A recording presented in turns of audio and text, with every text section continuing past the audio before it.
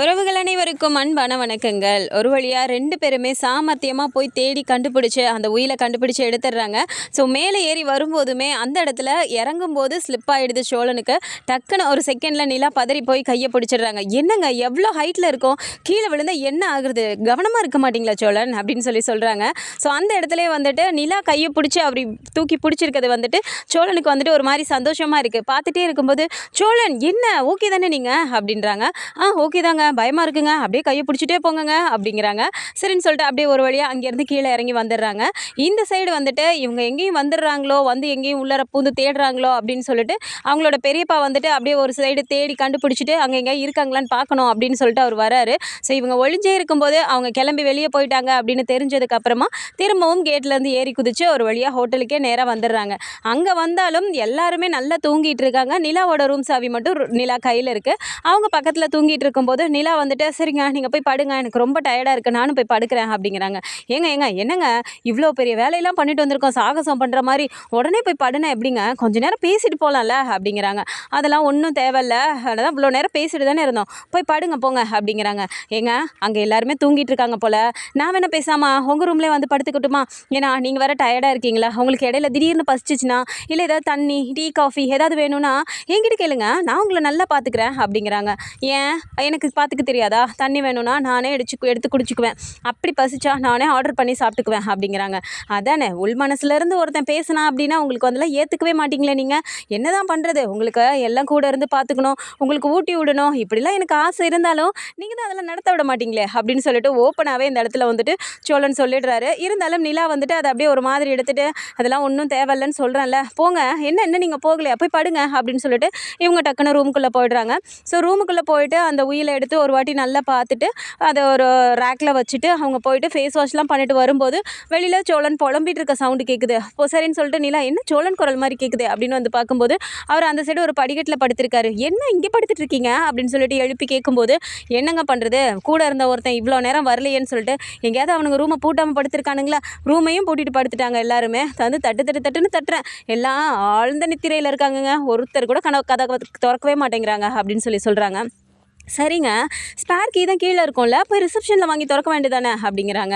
ஏங்க நீங்கள் யோசிச்ச அளவுக்கு நான் யோசிக்க மாட்டேனா, கீழேயும் போனேங்க, அவன் ஒருத்தன் தான் இருக்கான், அவன் என்னமோ போய் கேட்குறேன் கோனேன்னு சொல்லிட்டு கோனை ஸ்விக்கிற மாதிரி பேசிகிட்டு இருக்காங்க, ஒன்றுமே அவனும் தர மாட்டேங்கிறாங்க, அவனும் தூங்கிட்டு இருக்கான் அப்படிங்கிறாங்க. சரிங்க நீங்கள் போய் படுத்துக்கோங்க, என்ன பண்ணுறது, நான் இங்கேயே படுத்துக்கிறேன், காரில் ஏசி போட்டு படுக்கலான்னு பார்த்தேன், ஃபியூவல் பார்த்தாதுங்க, விடிய போட்டு படுக்கிறதுக்குலாம் அந்தளவுக்கு ஃபியூவல் இல்லை, பரவாயில்லைங்க நான் இந்த மூலையிலே படுத்துக்கிறேன், நீங்கள் போங்க அப்படிங்கிறாங்க. என்ன இது என்ன உங்கள் வீடுன்னு நினச்சிங்களா, நீங்கள் பாட்டுக்கு இங்கே வந்து படுத்து கிடந்தீங்கன்னா அவங்க நீங்கள் ஏதோ குடிச்சிட்டு வந்து படுத்து கிடக்குறீங்கன்னு ரூம் சர்வீஸ் பார்த்தா நினச்சிக்குவாங்க அப்படிங்கிறாங்க. என்னது குடிச்சிட்டு வந்தா, ஏங்க நான் எங்கெங்க குடித்தேன் அப்படிங்கிறாங்க. அதெல்லாம் சரி, ஆனால் பார்க்குறவங்களுக்கு அப்படி தான் தெரியும், இது ஒன்றும் உங்கள் வீடு கிடையாது, பேசாமல் உள்ளே வந்து படுங்க அப்படிங்கிறாங்க. ஏங்க உங்கள் ரூம்க்கு கூப்பிட்றீங்க என்னவா அப்படிங்கிறாங்க. ஆமாம் உள்ளே வந்து படுங்க அப்படின்றாங்க. சரிங்க, ஏதோ நீங்கள் இவ்வளோ தூரம் கெஞ்சி கதறி கூப்பிட்றீங்க எனக்காக, அதனால நான் வரேன் அப்படிங்கிறாங்க. என்னது வந்தால் வாங்க இல்லைன்னா போங்க அப்படிங்கிறாங்க. இல்லைங்க நான் வந்துட்டேன் அப்படின்னு சொல்லிட்டு உள்ளார வந்துட்டு ரூமை பார்க்குறாரு. பரவாயில்லைங்க இந்த ரூம் சூப்பராக இருக்கே அப்படிங்கிறாரு. ஆமாம் நீங்கள் அங்கே எத்தனை பேர் இருக்கனால பெரிய ரூமு, இது சின்ன ரூமாக இருக்க, இருந்தாலும் ரூம் நல்லா தான் இருக்குது அப்படின்றாங்க. போய் அவர் நேராக பெட்டில் உட்காரும்போது என்ன பெட்டு எனக்கு மட்டும்தான், பெட்லலாம் படுக்கக்கூடாது, கீழே படுங்க அப்படின்றாங்க. ஏங்க கூப்பிட்டு வச்சுலாம் அசிங்கப்படுத்தாதீங்க, உள்ளார கூப்பிட்டு வந்துட்டு இப்படிலாம் பண்ணிருக்கலையே, நான் என்ன இப்போ மேலே படுக்கிறேன் நான் சொன்னேன், நான் கீழேயே படுத்துக்கிறேன், ஒன்றும் பிரச்சனை இல்லை அப்படிங்கிறாங்க. சரின்னு நிலா வந்து ஒரு பில்லோ பெட்ஷீட்லாம் எடுத்து கொடுக்குறாங்க. பரவாயில்லைங்க இன்றைக்கி நான் கையை தான் தலைக்கு தலைவாணியாக வச்சு தூங்க போகிறேன்னு நினச்சேன், இது வரைக்கும் பெரிய மனசு பண்ணியிருக்கீங்களே அது வரைக்கும் சந்தோஷம் அப்படின்னு சொல்லிட்டு அவர் பட்டுக்கு கீழே விரித்து படுத்துக்கிறாரு. அப்போது நிலா அந்த சைடு படுத்துட்டு இருக்கும்போதே நிலாவுக்கு வந்துட்டு சோழன் நம்மளை தான் பார்க்குறாரோ அப்படிங்கிற மாதிரி அவங்களுக்கு ஒரு ஃபீல் ஆகுது.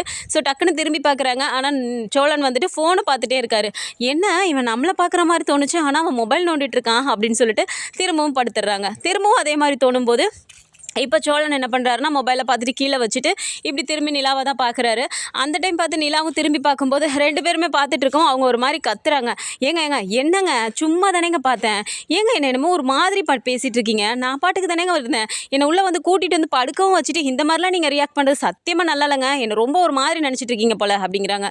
ஐயோ இல்லை நான் சும்மா தான் பார்த்தேன், ஏன் இப்படி பேசுகிறீங்க, சாரி நீங்கள் பேசாமல் தூங்குங்க, நான் திரும்பவே இல்லை அப்படின்னு சொல்லிட்டு அந்த சைடு திரும்பிக்கிறாங்க. ஏன் தான் எனக்கு இப்படி தோணுதோ தெரியல அப்படின்னு சொல்லிட்டு சொல்லிட்டு நிலா தனக்கு தானே பேசிட்டு அவங்க பாட்டு படுத்துடுறாங்க.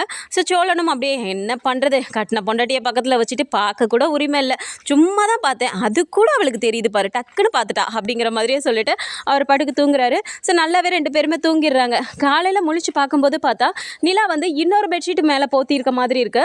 இதை பார்த்தோன்னே டக்குன்னு இப்படி திரும்பி பார்க்குறாங்க. சோழன் வந்துட்டு கீழே தரையில் பில்லோ வச்சு படுத்துட்டு இருக்காரு.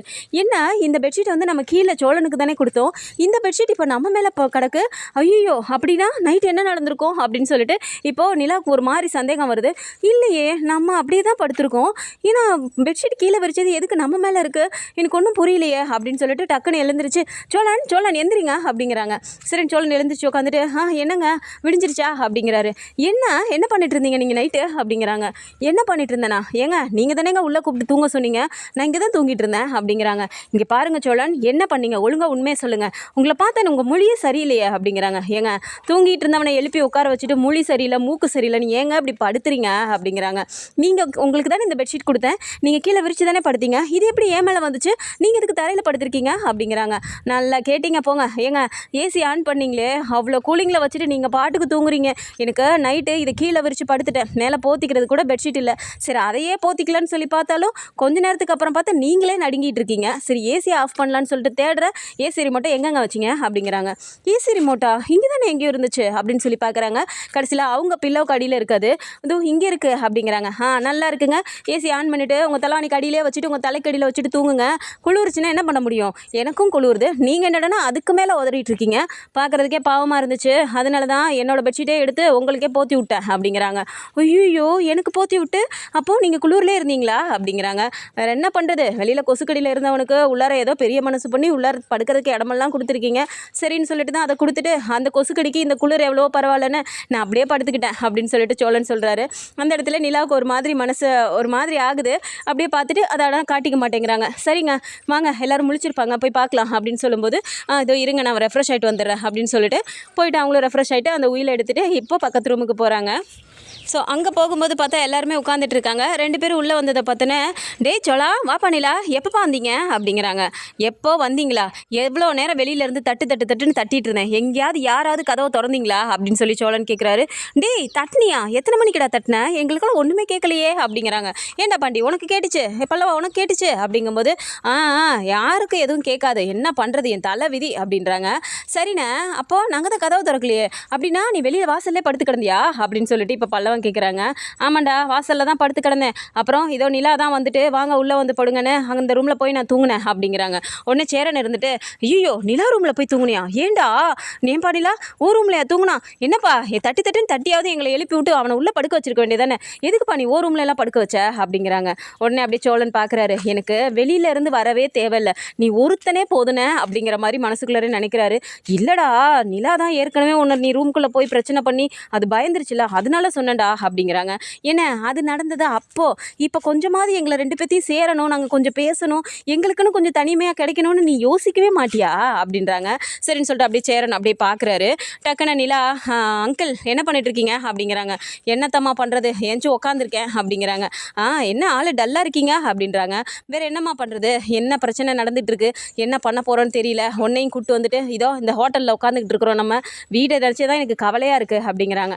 இனிமேல் யாரும் எந்த கவலையும் பட தேவையில்ல அப்படின்னோடனே எல்லாருக்குமே அப்படியே ஒரு மாதிரி ஆகுது. உடனே நடேசன் பார்த்துட்டு கவலைப்பட தேவையில்லையா, என்னம்மா பேசிக்கிட்டு இருக்கிற, அந்த வீடு பிறந்ததுலேருந்து இவனுங்க அந்த வீட்டில் தான் இருக்கானுங்க, ஏன் நான் எங்கள் அப்பா எங்கள் தாத்தா எல்லாருமே அந்த வீட்டில் தானேம்மா இருந்தோம், இப்போ திடீர்னு வீடு இல்லைன்னு சொன்னால் என்னம்மா பண்ண முடியும் அப்படிங்கிறாங்க. வீடு இல்லைன்னு உங்களுக்கு யார் சொன்னாங்க, யார் சொல்ல முடியும் அப்படிங்கிறாங்க. யார் சொன்னாங்களா, ஏமா என்ன இத்தனை நாள் எது மயக்கத்தில் கைத்தில் இருந்தியா, அவன் தான் சொல்லி இப்போ போலீஸை கூப்பிட்டு வந்து நம்மளை வெளியிலே அனுப்பிவிட்டான், இப்போ யார் சொன்னாங்கன்னு வேற கேட்டுட்ருக்க அப்படிங்கிறாங்க. அங்கிள் சொன்னவங்க சொல்லிட்டு போட்டோம், ஆனால் இனிமேல் நம்மளை யாரும் எதுவும் சொல்ல முடியாது அப்படின்றாங்க. ஐயய்ய நீ பேசுகிறது தான் தெளிவாக பேசுறியா, தயவு செஞ்சு எது பேசினாலும் நேராக சொல்லு அப்படிங்கிறாங்க. சரின்னு சொல்லிட்டு பேக்குள்ளேருந்து அதை எடுத்து எல்லாருக்கிட்டையும் இப்போ காட்டின உடனே அப்படியே சுற்றி காட்டிட்டு நடேசன்கிட்டே காட்டுறாங்க. இங்கே பாருங்க இதானே அந்த வீட்டோட உயில், உங்கள் அப்பா உங்களுக்காக எழுதி வச்சது அப்படின்னோடனே நடேசனுக்கு இப்போ ரொம்ப சந்தோஷமாக போயிடுது. அட்ரஸ் அக்கா இதுதாம்மா அந்த உயில், எப்படிம்மா உனக்கு கிடச்சிது, எங்கம்மா போய் எடுத்தீங்க அப்படின்றாங்க. வேற எங்கே போய் எடுக்கிறது, எல்லாம் உங்கள் பழைய ட்ரங்க் பெட்டிக்குள்ளே தான் இருந்துச்சு அப்படின்றாங்க. பழைய ட்ரங்க் பெட்டிக்குள்ளையா? ஏம்மா அது வீட்டுக்குள்ளே இருந்துச்சு, வீட்டுக்கா போனீங்க அப்படின்னா அப்படின்றாங்க.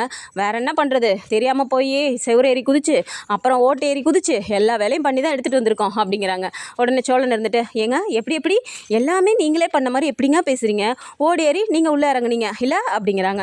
சரி நீங்கள் தான் இறங்குனீங்க, நீங்கள் தான் எடுத்துகிட்டு வந்தீங்க, ஆனால் ஐடியா நான் தானே கொடுத்தேன் அப்படிங்கிறாங்க.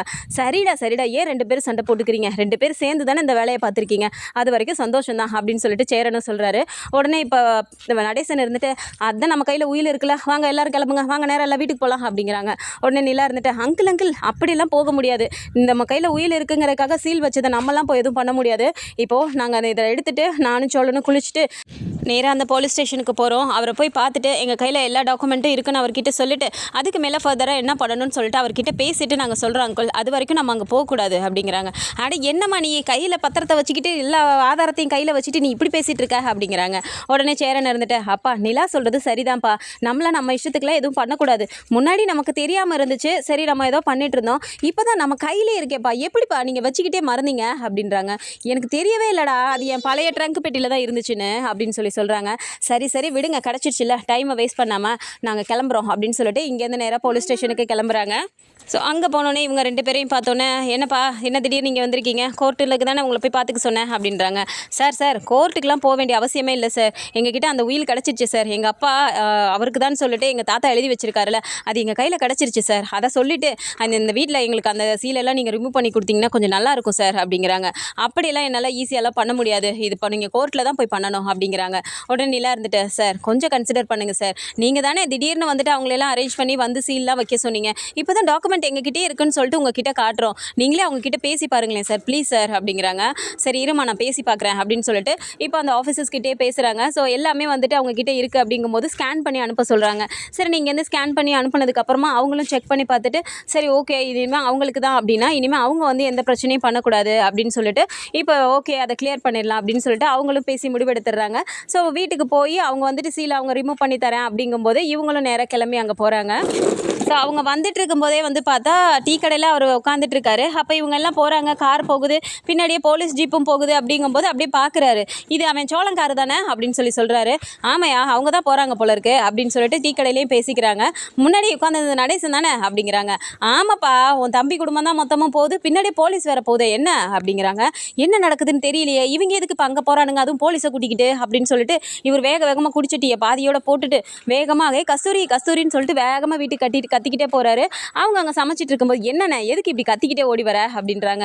ஏன் இங்கே வா, அவன் குடும்பம் மொத்தமாக அந்த வீட்டுக்கு போயிட்டு இருக்கு, பின்னாடியே போலீஸ் வேற வந்துட்டு இருக்கு, நீ சீக்கிரமா வா அப்படிங்கிறாங்க. எதுக்குண்ணே அவன் இங்கே வந்தான், இப்போ கோர்ட்டில் தானே பார்த்துக்க சொன்னாங்க, போலீஸ் வேற எதுக்கு வருது அப்படின்றாங்க. என்னன்னு தெரில, வா போய் பார்ப்போம் அப்படிங்கும்போது இவங்க நேராக அங்கேருந்து வேகமாக வராங்க. அதுக்குள்ளே இவங்க வீட்டுக்கே போனதுக்கப்புறமா இப்போ அந்த சீலையே வந்துட்டு அவங்க ரிமூவ் பண்ணிடுறாங்க. ரிமூவ் பண்ணிவிட்டு கதவையும் திறந்து விட்டோன்னே கரெக்டாக இவர் வந்து நடேசன் கால் எடுத்து உள்ளே போக போகிறாரு. அப்போ வந்து பார்த்தா இவங்க அங்கேருந்து ஓடியும் வராங்க. ஸோ அப்போ நடேசன் உள்ளே போனவர் டக்குன்னு வந்து அப்படியே காலை எடுத்து பின்னாடி வச்சுட்டு உள்ளார வைக்காம, மாடி நிலா நீ போமா முதல்ல வீட்டுக்குள்ளார அப்படிங்கிறாரு. உடனே என்ன அங்கிள் புதுசாக நான் என்னமோ இந்த வீட்டுக்கு வர மாதிரி என்ன போக சொல்கிறீங்க, அதெல்லாம் ஒன்றும் இல்லை வாங்க போகலாம் அப்படிங்கிறாங்க. என்னம்மா பேசிகிட்டு இருக்க, இந்த வீடு எங்கள் கையை விட்டு போன வீடு, திரும்ப வந்திருக்குன்னா ஒன்னால தானே, இந்த வீட்டுக்கு நீ வந்ததுலேருந்து என்னென்ன மாதிரி இருக்குன்னு எங்களுக்கு தாம்மா தெரியும், இன்னும் நீ என்னென்னலாம் எங்களை மாற்ற போறியோ, நீ தாம்மா இந்த வீட்டுக்கு வந்த மகாலட்சுமியை, நீ போமா முதல்ல இந்த வீட்டுக்குள்ளார அப்படிங்கிறாரு. சரின்னு சொல்லிட்டு நிலா சிரிச்சிட்டே நிற்கும்போது எல்லாருமே ஆமாம் உள்ளே போங்க அப்படின்னு சொல்லிட்டு எல்லாருமே சொல்கிறாங்க. அப்போவுமே நிலா என்ன சொல்கிறாங்க, அதெல்லாம் ஒன்றும் வேணாம், இது நம்ம எல்லாரோட வீடு தானே, வாங்க நம்ம எல்லாருமே ஒன்றா சேர்ந்து போகலாம் அப்படின்னு சொல்லிட்டு இப்போ எல்லாருமே ஒன்றா சேர்ந்து உள்ளார அப்படி கால் எடுத்து வச்சு இப்படி உள்ளே போகிறாங்க. அவங்க 2 பேர் வேகமாக ஓடி வராங்க. வந்துட்டு ஏய் நில்லுங்க, எப்படி நீங்கள் அந்த வீட்டுக்குள்ளே போகலாம் அப்படின்னு சொல்லிட்டு அவங்க கத்திக்கிட்டே ஓடி வராங்க.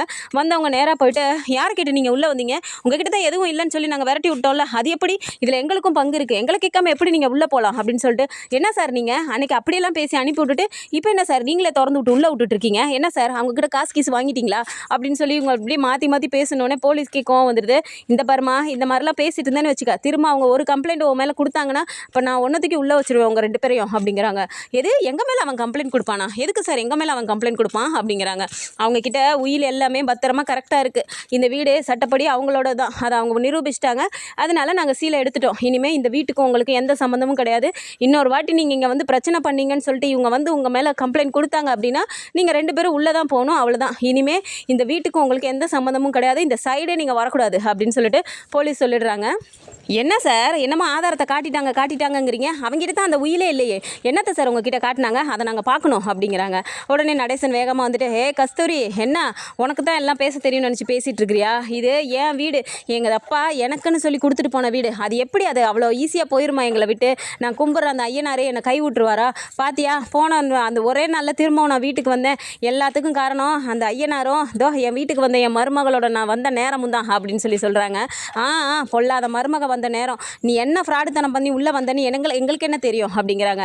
ஏய், இந்த ஃப்ராடுத்தனம் பண்ணுறது, அடுத்தவன் சொத்தை பிடுங்கிறது, இதெல்லாம் வந்துட்டு உங்களோட புத்தி, அந்த மாதிரி வேலையெல்லாம் நான் என்றைக்குமே பண்ண மாட்டேன், அடுத்தவன் செஞ்ச ஒரு தப்பை கூட நான் ஏற்றுக்கிட்டு அந்த பழியை சுமந்துக்கிட்டு ஜெயிலுக்கு போய் இருந்துட்டு வந்திருக்கேனே தவிர இந்த மாதிரி நான் எந்த வேலையும் பார்த்ததே கிடையாது அப்படின்னு சொல்லிட்டு டக்குன்னு நடேசன் சொன்ன உடனே இந்த இடத்துல நிலாவுக்கே ஒரு மாதிரி ஆகுது. என்னது, இன்னொருத்தர் செஞ்ச தப்புக்காக இவர் ஜெயிலுக்கு போயிட்டு வந்தாரா, இப்படிலாம் அங்கிள் பேச மாட்டாரு, எதுக்காக அப்படி பேசுகிறாரு அப்படின்னு சொல்லிட்டு இந்த இடத்துல நிலா யோசிக்க ஆரம்பிக்கிறாங்க. அப்படின்னா அவர் வந்து ஜெயிலுக்கு பொண்டாட்டியை கொண்டுட்டு உள்ளே போனாருன்னு சொன்னாங்க, அப்படின்னா அந்த கொலைக்கும் இவருக்கும் எந்த சம்மந்தமும் இல்லையோ, நிஜமாவே இவர் நல்லவர் தானோ, ஏன்னா பல்லவ விஷயத்தில் இப்படி இருக்காரு அப்படிங்கும்போது கண்டிப்பாக இவர் கொலை பண்ணியிருக்க மாட்டார், அதை தான் இப்போ அவர் சொல்கிறார் போல இருக்குது அப்படின்னு சொல்லிட்டு இப்போ நிலாவுக்கே தோணுது.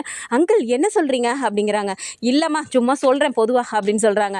உடனே போலீஸ் வந்து இந்த இடத்துல இனிமேல் நீங்கள் நிற்கக்கூடாது, நீங்கள் கிளம்பி போங்க அப்படின்னு சொல்லி அனுப்பிவிட்டு, சரிப்பா இனிமேல் உங்கள் இஷ்டம் போல் இந்த வீட்டை நீங்கள் எப்படி வேணால் மாற்றி அமைச்சிக்கலாம், உங்கள் இஷ்டத்துக்கு நீங்கள் பண்ணிக்கோங்க, ஆனால் அதுக்கு முன்னாடி அவர் பேருக்கு தான் சொல்லிட்டு ஒழுங்காக பத்திரம் பண்ணிவிட்டு நீங்கள் வச்சுக்கோங்கப்பா, இந்த உயிலே வச்சுட்டு நீங்கள் பேசிகிட்டு இருந்தீங்கன்னா அது எத்தனை காலத்துக்கு செல்லும் அப்படின்னு சொல்கிறாங்க.